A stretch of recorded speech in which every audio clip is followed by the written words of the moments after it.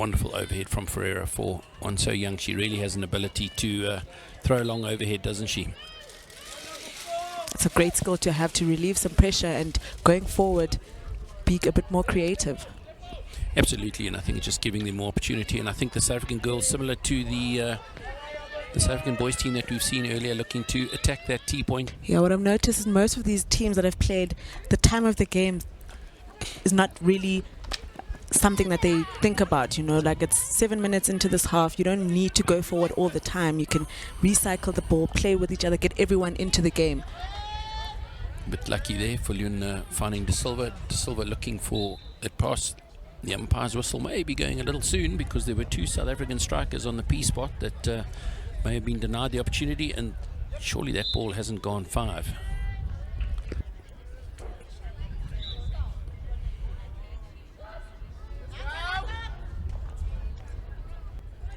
Ferreira now showing that she is so interesting here from the coaches. Great defending again there. Ferreira stops to Viljoen. Ali with the half tackle, unfortunately not making it on this occasion. The ball bobbles over a number of sticks. A soft goal for South Africa. From South Africa, Raphael Abrams, a Steyn City girl, getting her name on the scoreboard. To let the ball do the work for them. Viljoen had got herself into some really good space. A mistake now by the Zimbabweans, and it looks like it's Mutombo again to the rescue. The two centre backs of Zimbabwe and their goalkeeper have just done some fine work all week, haven't they? They really have. I mean, they're always there for each other. That, I think Mutombo stopped that on the line.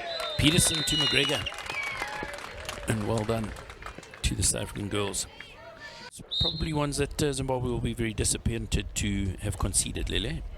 Yeah, it was. They allowed Abrahams to run on that baseline and come back and find Peterson. On this occasion, she will be looking for Peterson. Peterson finding herself on that T-point, looking to get it across the D. South Africa now in a wonderful position. Finding again that player on the P spot, and another good field goal opportunity from South Africa. Her teammate. As you see there, she goes forward for it, and it is the tap in from Peterson. On the ball, we'll be looking to clear these decks. She does so. Unfortunately, Zimbabweans turn it over rather easy, and Viljoen in space, what she absolutely loves, runs it in, plays it onto the boot of Mutombo, and that'll be a penalty corner. And we do have shooters like Jamie De Silva and your Viljoen who are able to take a shot. Another good effort there from Ferreira, well saved. In that case, it was Jodie Borden who stepped in front of Volskink to make the intercept, as Viljoen will look to carry this ball into the D. She rolls it in, perhaps not with enough force, but it is that Jamie De Silva who does an incredible job of... the umpires have since consulted, and South Africa will need to reset their press, and the score will remain 3-0. Yeah, also it was going off target and making it dangerous for the Zimbabwean players. So yeah, do you think the umpires made the right call? Absolutely, they did. In the end, everything is correct, although well done there from South Africa as they make their way back into the D, and it looked like Motlale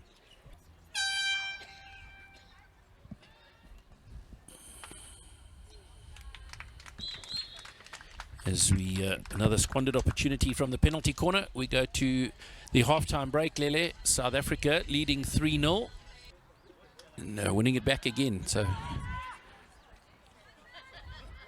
Viljoen on that occasion, and now it's Groenewald in space, makes the early pass.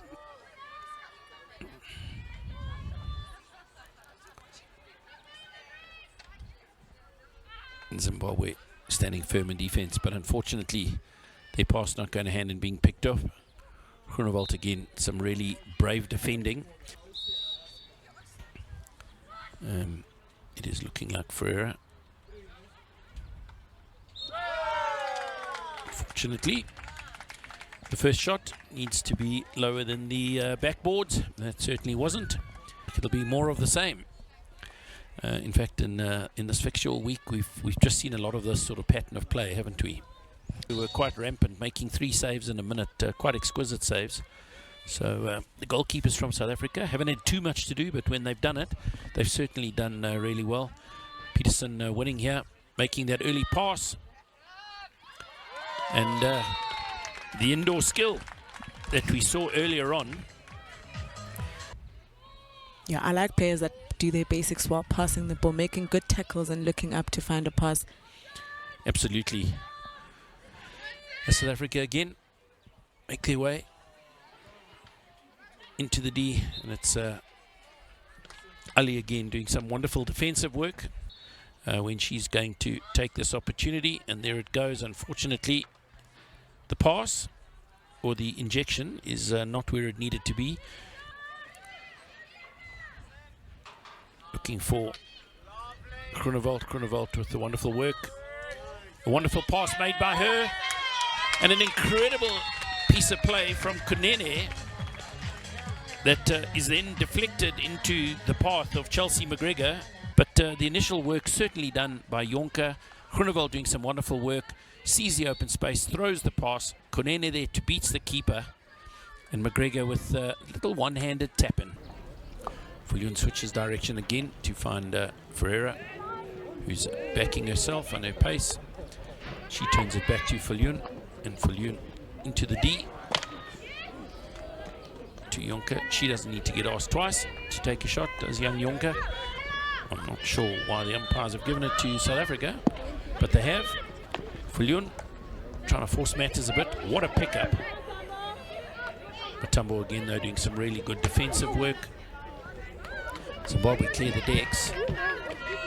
As Lele leaves me in commentary, she's going to sprint her way down or around the AstroTurf to make the post-match presentation. The player of the match trophy for the series, as nearly everyone on the AstroTurf is in the D of Zimbabwe, and the game comes to an end with South Africa comfortable 5-0 winners in the end. A game that swung from really good hockey to a little bit of scrappy, tired hockey at times.